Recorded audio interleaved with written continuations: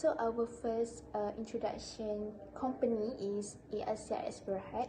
Primary business is offering global air transportation services. The main activities of subsidiaries include providing in-flight meals, operating travel agencies, renting out airplanes, and operating newspaper with an announcement section. Their secondary business is arranging low-cost lodging for travelers, enabling them to reserve hotel and tour packages, in addition to tickets through AirAsiaGo. Okay, we move to another company, which is Pos Malaysia Berhad, known as a post services provider throughout Malaya in Malaysia. The four primary services offered by Pos Malaysia are email, express counter and logistics services. These services are divided into many key business units, which are known as Pos Laju, Pos International, Pos Logistik, Pos Arahnu, Pos Aviation, Pos Ace, Pos Digiser, and Data Post. With its network of approximately with 926 branches and small post offices, the corporation has the sole right to provide all postal services in Malaysia. Micro is the company background, which is AirAsia X Berhad and Pos Malaysia. AirAsia X Berhad, as known AirAsia X, is a long-haul budget airline based in Malaysia. It is a subsidiary of AirAsia Group and focuses on providing affordable long-haul flights to various destinations worldwide. Everyone knowledge, AirAsia offers affordable long-haul flights to various destinations around the world. AirAsia was established in 2007 and is spanned in Asia, the Middle East, and Ocean. The airlines operates a fleet of Airbus A330 and A350 aircraft. AirAsia X Berhad is known for offering low-cost air travel without compromising on safety or service quality. Apart from AirAsia X Berhad, Pos Malaysia is also known as a leading provider of postal and courier service in Malaysia. Pos Malaysia's service include offering mail and parcel delivery, logistics solutions, e-commerce fulfillment, and retail service. Because of that, Malaysia Post also provides international postal and courier service to connect Malaysia with the global market. Both AirAsia and Pos Malaysia have played an important role in shaping the tourism and logistics industry in Malaysia. As we know that ratio analysis is proportion examination is the most common way of constructing details in an organization fiscal report. A company's profitability, operational performance, and liquidity are all analyzed using ratio analysis, considering that budget summaries are their primary wellspring of data about an organization.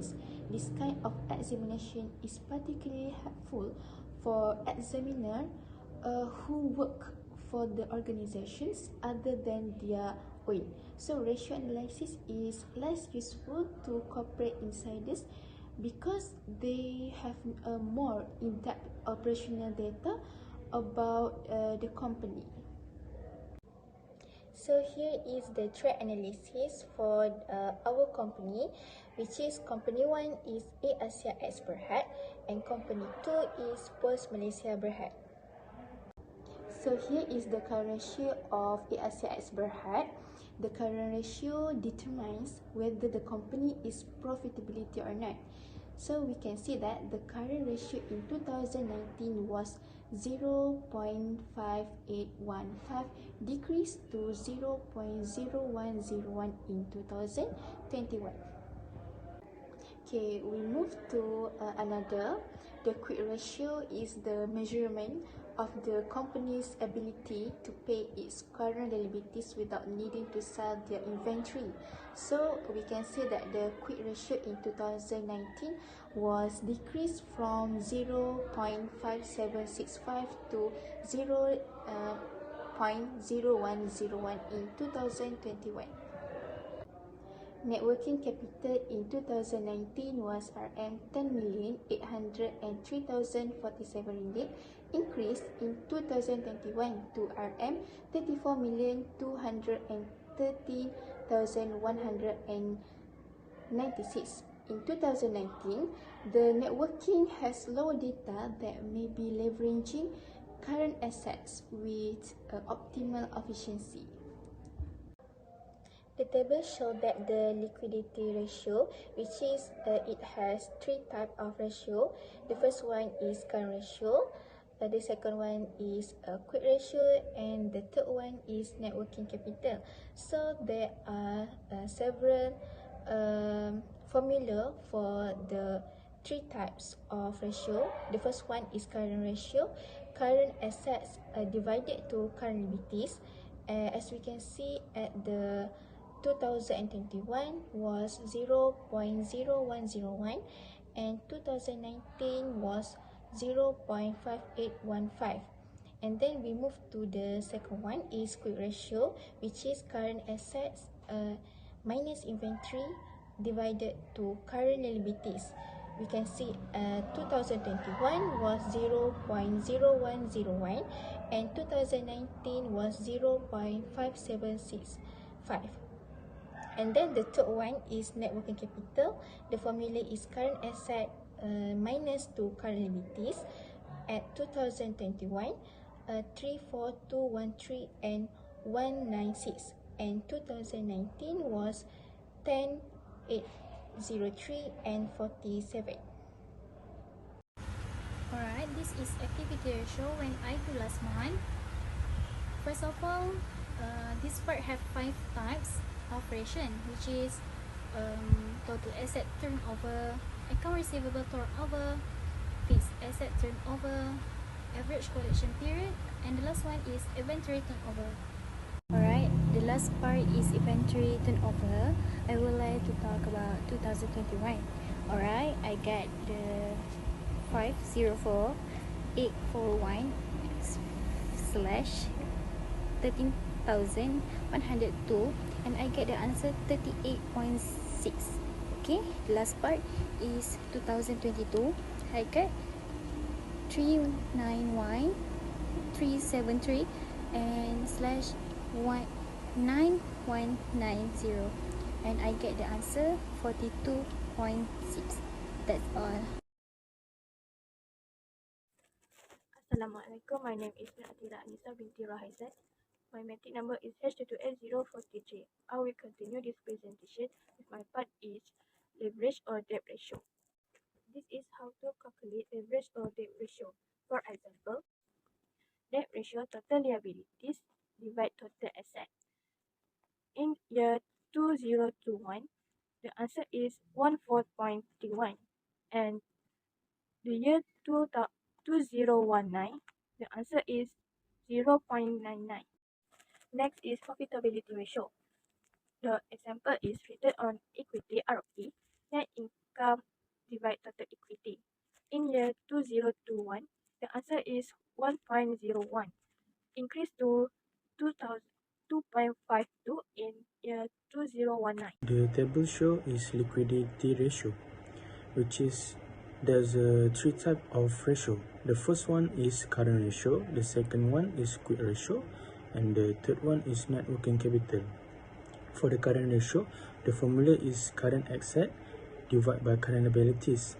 And for the quick ratio, the formula is current asset minus inventory divide current liabilities. And for net working capital, the formula is current asset minus current liabilities. And for current ratio for 2022, the answer is 0.6. And for 2021, the answer is 0.010.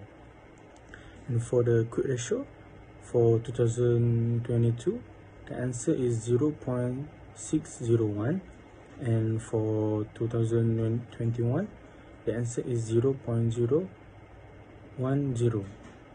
And for the last one is for net working capital. For 2022, the answer is negative 349,325, and for 2021, the answer is negative 34058x96. Assalamualaikum. My name is Aiman Hakim bin Hasri Adi. My numeric is H22B1056.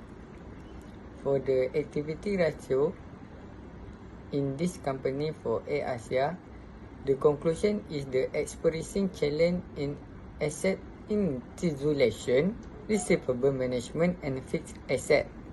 The increase in the average collection period may also impact cash flow. A more detailed analysis and consideration of industry benchmark will be benefit to better understand the company overall financial health and performance. Thank you. For the next table is leverage and debt ratio. There's three types of ratio. The first one is debt ratio, the second one is debt to equity ratio, and the third one is time interest earn ratio. For debt ratio, the formula is total liabilities divided by total asset. For debt to equity ratio, the formula is total liabilities divided by common stock equity. And for time interest earn ratio, the formula is EBIT divided by interest.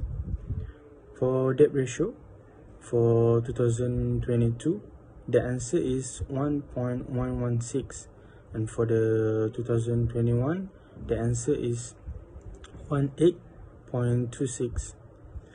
Moving on to debt to equity ratio for 2022, the answer is 9.569, and for 2021, 1.055.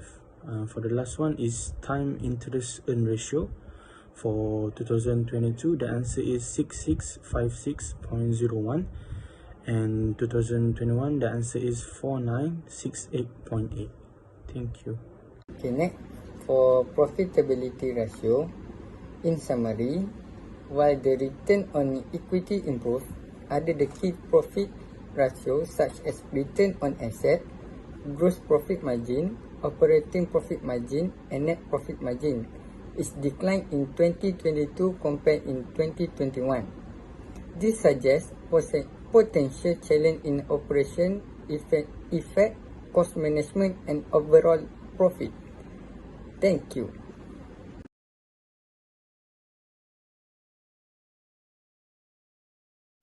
I will explain about comparative analysis of Air Asia ex BHD and post Malaysia BHD in year 2021.